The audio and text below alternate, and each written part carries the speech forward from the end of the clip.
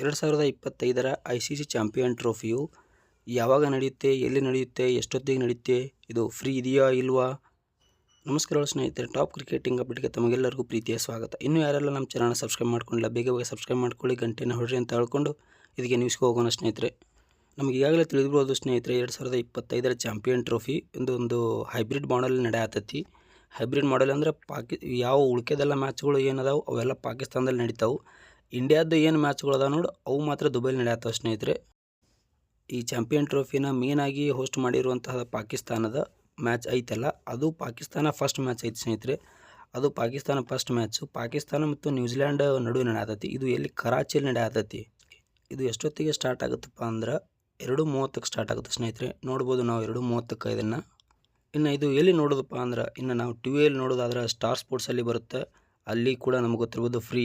ಇನ್ನು ಫೋನಲ್ಲಿ ಇಲ್ಲ ಯಾರ ಲ್ಯಾಪ್ಟಾಪ್ ಕಂಪ್ಯೂಟರ್ನಲ್ಲಿ ನೋಡೋದಾದ್ರೆ ಜಿಯೋ ಹಾಟ್ಸ್ಟಾರ್ ಅಂತ ಹೊಸದಾಗಿ ಏನು ಬಿಟ್ಟ ನೋಡಿ ಸ್ನೇಹಿತರೆ, ಅದರಲ್ಲಿ ನಾವು ನೋಡ್ಬೋದು. ಅದರಲ್ಲಿ ಕೂಡ ಇದು ಫ್ರೀನೇ ಇರುತ್ತೆ. ಇನ್ನು IPL ಬಗ್ಗೆ ಏನೂ ಅಪ್ಡೇಟ್ ಇಲ್ಲ, ಫ್ರೀ ಇರುತ್ತೋ ಇಲ್ಲ ಅಂತ ಹೇಳ್ಕೊಂಡು. ಇದು ಮಾತ್ರ ಚಾಂಪಿಯನ್ ಟ್ರೋಫಿ ಕಂಪ್ಲೀಟಾಗಿ ಫ್ರೀ ಇರುತ್ತೆ, ಫ್ರೀಯಾಗಿ ನೋಡ್ಬೋದು ಎಲ್ಲರೂ ಕೂಡ.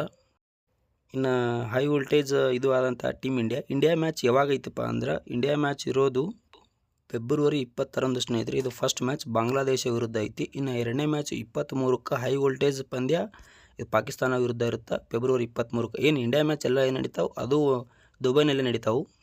ಇನ್ನು ಚಾಂಪಿಯನ್ ಟ್ರೋಫಿಲಿ ನಮ್ಗೆ ಈಗಾಗಲೇ ಗೊತ್ತಿರ್ಬೋದು, ಅಂದ್ರೆ ಬರೋಬ್ಬರಿ 8 ಟೀಮ್ಗಳು ಇರ್ತಾವೆ. ಅವ್ರನ್ನ ಗ್ರೂಪ್ ಎ ಗ್ರೂಪ್ ಬಿ ಆಗಿ ಡಿವೈಡ್ ಮಾಡಿದ್ದಾರೆ.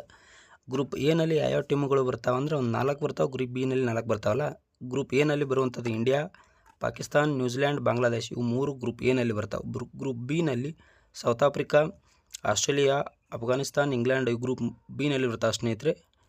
ಇನ್ನು ರೋಹಿತ್ ಶರ್ಮಾ ಅವರು, ವಿರಾಟ್ ಕೊಹ್ಲಿ ಅವರು, ಇನ್ನು ಜಡೇಜಾ ಅವ್ರ ಬಗ್ಗೆ ವದಂತಿಗಳು ಏನು ಬರತ್ತಪ್ಪ ಅಂದ್ರೆ ಚಾಂಪಿಯನ್ ಟ್ರೋಫಿ ಇವರಿಗೆ ಫೈನಲ್ ಆಗುತ್ತೆ, ಇನ್ನು ಮುಂದೆ ಇವರು ಏನು ಆಡೋದಿಲ್ಲ ಅಂತ ಹೇಳ್ಕೊಂಡು ಬರತ್ತವೆ ಸ್ನೇಹಿತರೆ.